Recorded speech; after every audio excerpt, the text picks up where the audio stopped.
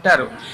అర్జునుడికి సారథ్యం చేయడానికి పగ్గాలు పట్టుకుని రథం నడుపుతూ ఉంటే ఆ ముందు విడుతున్న గుర్రాల డెక్కల నుంచి పైకి రేగిన ధూళి కృష్ణ పరమాత్మకి చెమట పడితే ఒంటి నిండా ధూళి పడిపోయింది.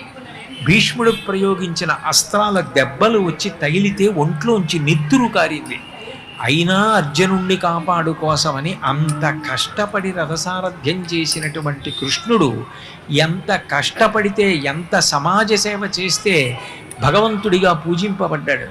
ఎవరైనా నాట్యం చెయ్యండి అంటే వేదిక మీద నాట్యం చేస్తారు.